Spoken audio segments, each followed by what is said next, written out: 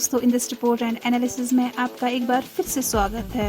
दोस्तों, एक बार फिर से लाई हूँ मैं हमारे डिफेंस सूट की आज की सीरीज। दोस्तों, पहले अपडेट्स में आपको बताते हैं डसॉल्ट एविएशन ने राफेल और मायरेज फाइटर्स के लिए एमआरओ फैसिलिटी का लीडरशिप इंडियन नेशनल को देने का प्लान बनाया है। जी हाँ दोस्तों, डसॉल्ट एविएशन ने इंडिया के नोएडा में एक मेंटेनेंस, रिपेयर और ओवरहॉल एमआरओ फैसिलिटी एस्टेब्लिश करने जा रहा है ताकि इंडियन एयरफोर्स के फ्रेंच ओरिजिन फाइटर जेट्स को सपोर्ट मिल सके।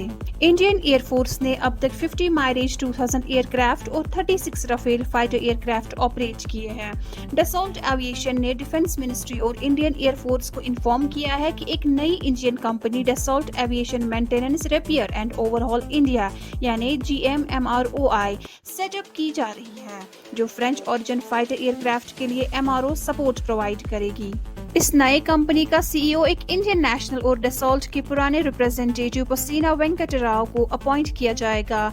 डसॉल्ट एविएशन का प्लान है एमआरओ एक्टिविटीज को इंडियन एरोनॉटिकल इंडस्ट्रियल इकोसिस्टम की कोऑपरेशन में स्केल अप करना, जिससे फ्रेंच ओरिजिन फाइटर एयरक्राफ्ट के लिए सपोर्ट और एनहांस हो सके। डसॉल्ट अब इंडियन नेवी के साथ भी नेगोशिएशन कर रहा है ताकि राफेल मैरीन जेट्स का डील फाइनलाइज हो सके और इंडियन नेवी के लिए 26 प्लान्स एक्वायर करने का प्लान है। अगले अपडेट में आपको बताते चले, इंडिया का एडवांस्ड मीडियम कॉम्बैट एयरक्राफ्ट यानी एमका दुनिया का पहला 5.5th जनरेशन फाइटर जेट बनने जा रहा है, जिसमें करंट 5th जनरेशन एयरक्राफ्ट से ज्यादा एडवांस्ड फीचर्स होंगे। जी हां दोस्तों, एरोनॉटिकल डेवलपमेंट एजेंसी यानी ADA और Defence Research and Development Organisation DRDO द्वारा डेवलप किया गया एमका का 5.5th जनरेशन एयरक्राफ्ट क्लासिफाई किया गया है। इसका कारण इस प्रोग्राम में लेट एंट्री है। एमका MK सेकंड की स्टैंड आउट फीचर्स में से एक है इसका रिमोट पायलट कैपेबिलिटी, जिसे एयरक्राफ्ट को पायलट के इंजर्ड या इनकैपेसिटेटेड होने पर रिमोट से कंट्रोल किया जा सकता है। इसके अलावा MK सेकंड में एक इलेक्ट्रॉनिक पायलट फीचर होगा, जो एक AI प्रोग्राम होगा और जो बेसिक पायलटिंग टास्क्स को हैंडल करेगा ताकि human pilot mission critical areas पर फोकस कर सके। MK सेकंड लॉयल विंगमैन और अननेम्ड ड्रोन्स के साथ कंपैटिबल होगा, जो मिशन कैपेबिलिटीज को एनहांस करेगा। इसमें ऑटो टेक ऑफ और ऑटो लैंडिंग फीचर्स भी शामिल होंगे, जो पायलट्स का वर्कलोड कम करेगा और ऑपरेशनल एफिशिएंसी को इम्प्रूव करेगा।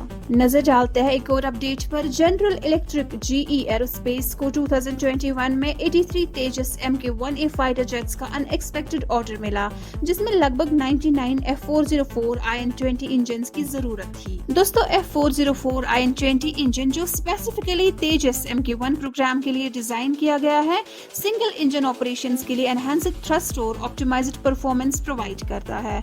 शुरुआत में GE ने पिछले 2 डिकेड्स में इंडिया को 75 F404 इंजन्स प्रोवाइड किए थे, लेकिन बाद में इंडिया का फोकस ज्यादा कैपेबल तेजस MK सेकंड प्लेटफॉर्म के डेवलपमेंट पर शिफ्ट हो गया।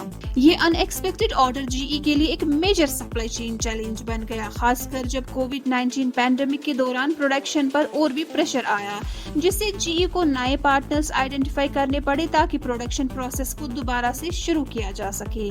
इंडिया के तेजस MK-1A में यूज होने वाला highly customised F404 IN-20 engine एक कम्प्लेक्स इश्यू है, जबकि दूसरे देश लोअर थ्रस्ट आउटपुट और लोकल मैन्युफैक्चरिंग के डिफरेंट एग्रीमेंट्स के तहत इंजन्स का यूज करते हैं। GE अब अपने प्रोडक्शन प्लान्स का रैंप अप कर रहा है और 2026 से हर हाल 20 इंजन्स डिलीवर करने का प्लान है, जिसमें 2027 तक प्रोडक्शन का और इंक्रीज करने का पॉसिबिलिटी भी है। आज की डिफेंस अपडेट्स में फिलहाल इतना ही। हमारे साथ जुड़े रहने के लिए आपका शुक्रिया।